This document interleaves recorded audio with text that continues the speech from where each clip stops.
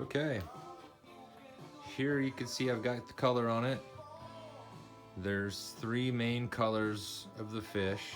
There's the green, so I labeled it G. The travertine I labeled T. And the C is the granite, which is kind of a coffee color. And since G was taken for granite, I went with C because C is an easy thing to label. And then W for the water.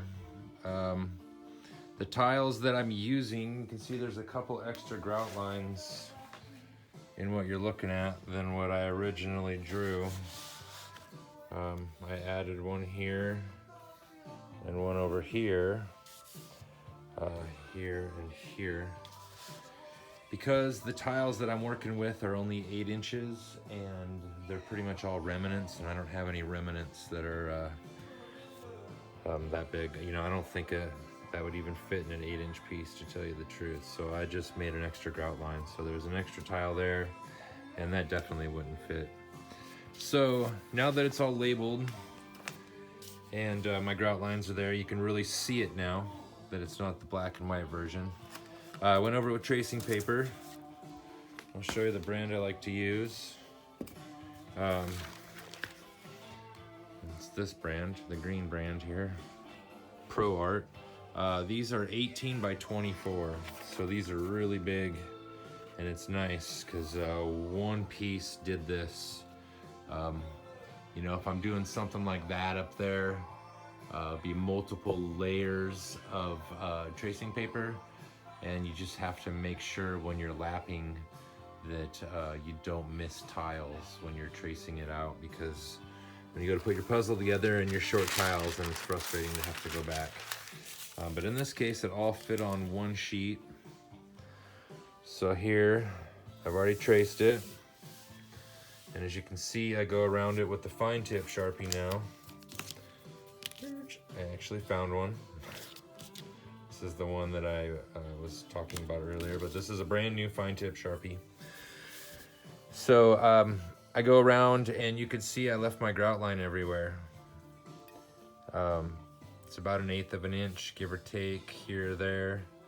The tiles aren't going to be exactly what you see, but they're going to be darn close to that shape. So now that it's all traced out, I will go over it with my X-Acto knife. This bad boy right here. I need a new blade on it. That one's got a little gunk on it.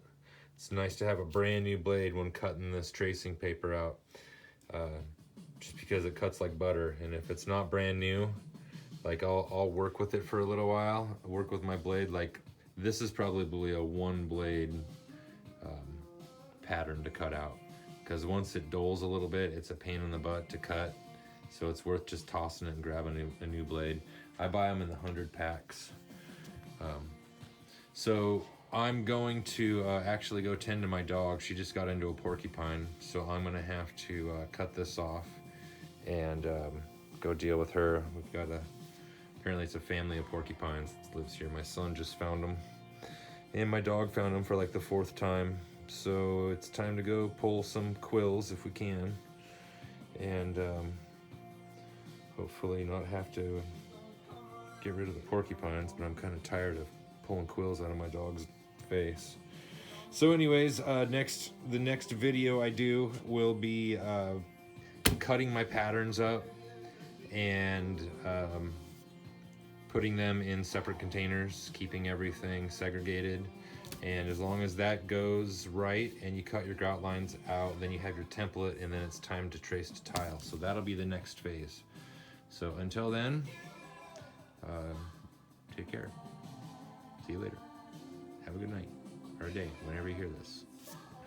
I'm just blabbing.